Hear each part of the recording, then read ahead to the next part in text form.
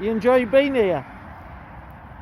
It's the life of a Peugeot ownership, isn't it? What a bag of shit you are. I hate you so much. It's unreal.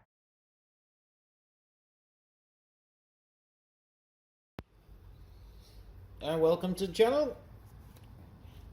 This is the follow-on from the last one. I'll put the link above if you haven't watched that one yet. But as the people know that have been watching it previous, we had a breakdown and basically we think we found the fault. The fault being is with this. So if you have a look at this here, inside there, that pin pushes a valve. See that one there? So that pin pushes on that valve there and it opens. And then I'll just get a torch, it'll be easier, because you probably won't be able to see it on camera. It's alright, so if you look inside there, as you can see, that basically opens up and allows the colder water from the bottom of the radiator to come up here and mix with the engine. Now what it's been doing is staying shut. So because it's been staying shut, I don't know if you can see down there. Hang on, get a better view. I can't really see it much. But anyway, there's a spring. So that spring is baggered up. So as you can see by all that in there, you can see where it's all like corroded. Now that I'll show you with the new one. Funny thing is, I only ordered this yesterday night and it turned up this morning through eBay, which is funny. It's alright. So we'll open this up.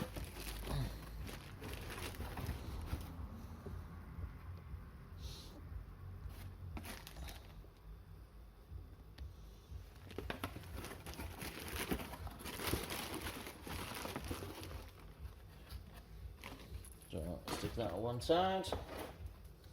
Right, so this is a new one. So if I stick them side by side, you'll probably notice the differences straight away.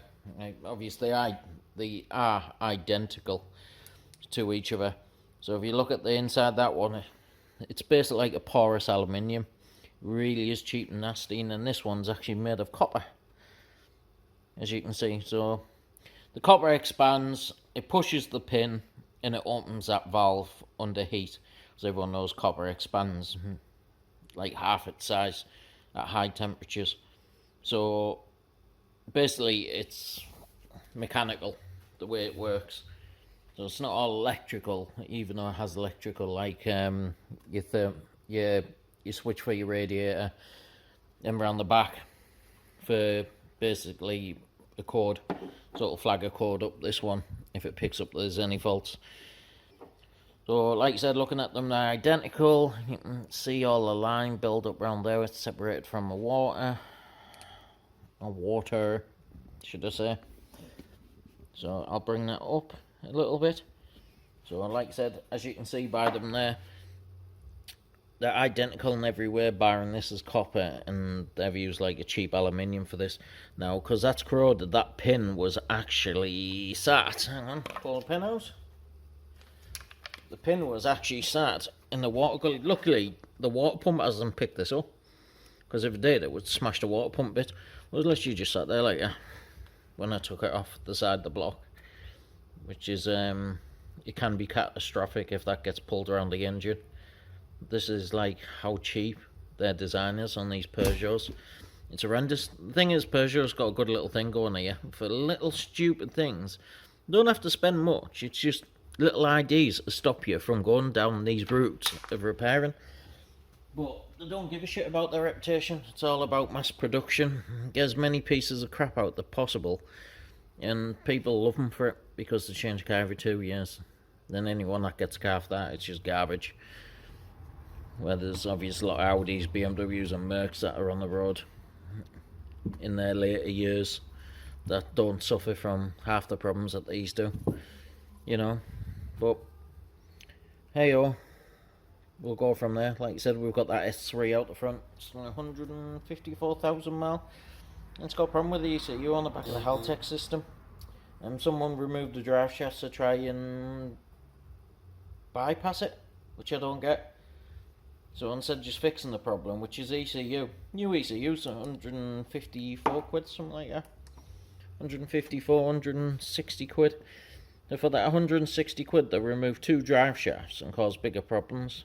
So 2 drive shafts are being re-added. And I'll show you that in the other video. I'll put the link up in following videos when I do it. So I will eventually put it up on here. But anyway, I was just showing you this part of it. And how far we've come. Now, like I said, I just don't get what they're playing at with these things. Like all of that mass, I'll show you on the Trans Am. I'll put the video up here, just a quick look at the Trans Am one. Compared to this, the Trans Am one's just a cap with thingy bolts. Take the cap off, pull the spring out, throw the spring away, put a new one in. On the top of the engine, serviceable part. These are not serviceable parts. You've got to strip half the engine down to even get to these. That bit goes around to the back of the engine, which is fed by a clip that holds it together like that. So if you pull that clip out too fast and it springs off in the back of the engine, you are ghost. You literally run around looking for this. So, right, we'll crack on. I'll start stripping the car down now, and then we'll go from there and see what you think. Or we will start stripping the car down, should I say.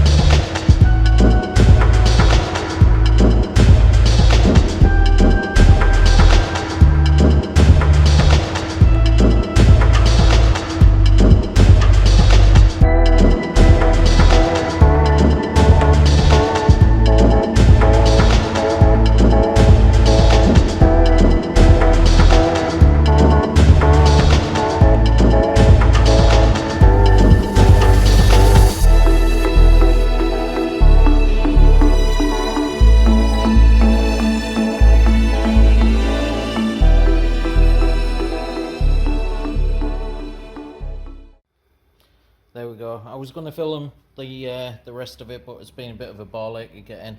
There's a clip on the back around there. I'll have to show you around, see if I don't even see it. But there's a clip around there. No, you can't see it. And basically, if you don't get the rubber sealing tight enough, it's the clip won't engage. It's like a U-clip. But the thing is with it is, as you're pushing it back, the plastic's pushing back and all, because they're all like cheap nasty plastics that are well out of the size ratios that they're originally built with because of the heat. But yeah, so we're halfway there to see if this solves the problem. I hope it does, because if it's ahead, I'm just binning the car. It's a piece of shit. Bad enough for it. It's done my head in over, what, 8 years? No, 7 years we've had it, and it's just been problematic. 32,000 miles, and every time that we touch it, we use modified parts to actually put Peugeot's problems right again. So yeah, so like I said, this one we had to hunt down for the copper inlay, so I'm hoping that solves the problem. So, like I said, we'll start putting it back together now, and we'll skip it in. See you in a bit. Right, there we go, it's all back together, and we're just basically waiting for the second stage of the water system to open up to make sure that that bottom hose down there gets warm and obviously the heat matrix. The cap will have to do for the time being because the new cap hasn't come, but I've opened up the valve and checked it, so it should be fine. So, like I said, we're just waiting to see what damage, or if any, it's caused with that being the way it has been. Or we carry on with any more tests, because no, now we'll look, it will blow. Guarantee it will blow. Look at this. This is how you check for oil, so you've got to make sure that there's something on that bit, but because the oil goes up here on a dipstick, it gives you false readings. Yeah, good design, Peugeot. Oh, it came some stretches. There you go. Can you make out if that's full? And neither can we. I got a very new convoy harvester. I'll give you the key. Pom pom pom pom. Did you get more? You tell the convoy harvester. See the cam cover? This is a funny thing. The cam cover, they've made that vast inside that it's acting like an echo chamber. So the car's actually louder than it really should be. So if they made a shallower rocker cover, everything would have been hunky-dory. But instead they made this big massive chamber where it just echoes and rattles. So it picks up every single sound and amplifies it. I'll show you the other thing the French do. I don't know if you can probably see it, but if you look down in there, I don't know if you can see it. There's a black screw. Now it's probably about 30 centimeters into the head.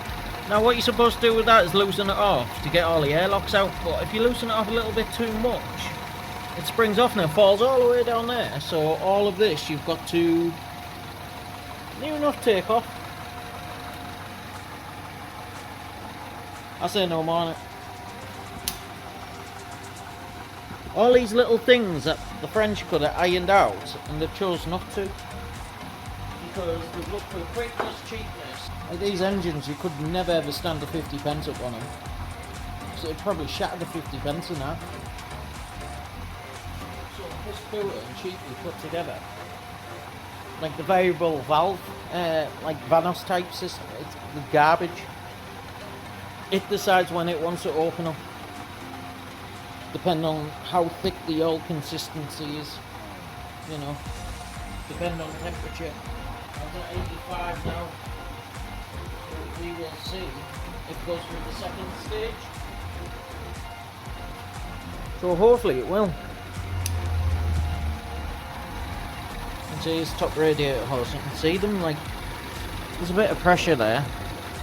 It's not off the wall. Now what we'll be concerned about at the minute. My main worry is that cap. Let's see if it can actually hold the pressure. So you might get a bit of a fireworks show right at this moment in time. See if you get that fireworks show that I was talking about. I can't wait for the French to make full electric cars. There's going to be fires below, like watching Teslas go. Well, we've got everything dialed in.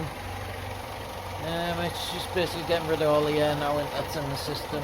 It's basically bleeding the rest that's hovering about in the engine. I've bled as much as I can off with the bleed nipple, but these fans won't kick in until about 105 degrees before they even decide to wake up. It's a bloody nightmare. And I'll just get the torch from inside the garage. As you can see through here, there's the fan through there, as you can see. This engine does not even kick in, the temperature gauge doesn't. Well, the temperature gauge reads 106 degrees before the fan even decides to like slightly turn on. It's at a low speed. They're supposed to really kick in when they're about 115 degrees. Now, all the other cars that I deal with, they're like 95 to 98, depending on spec engine.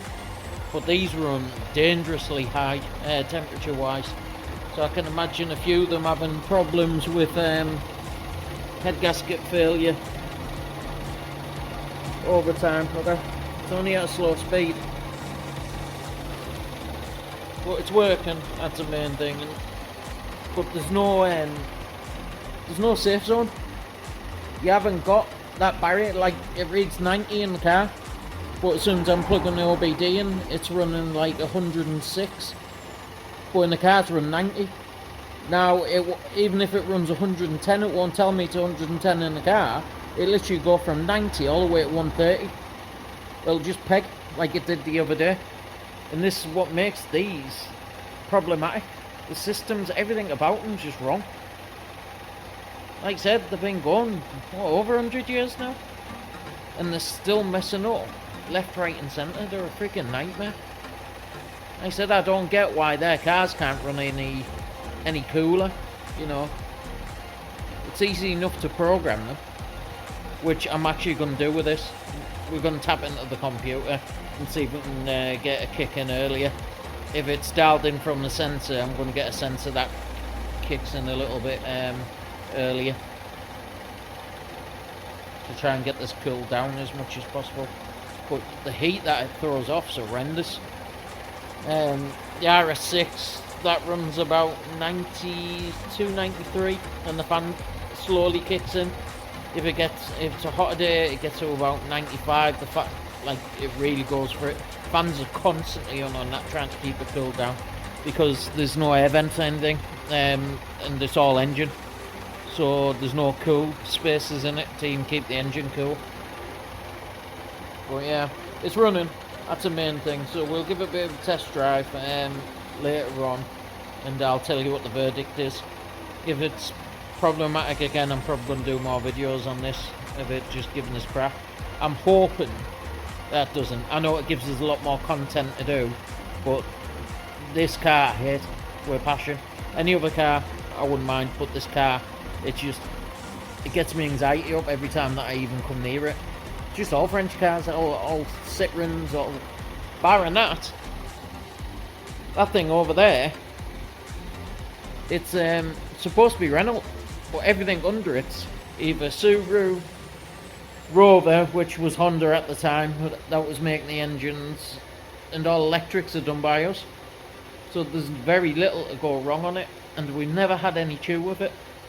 Even before we packed up, we never. We went over a big block on a racetrack, and they ripped the sump off, and we put a new sump on, started up straight away. So yeah, it's all reason why we got these cars.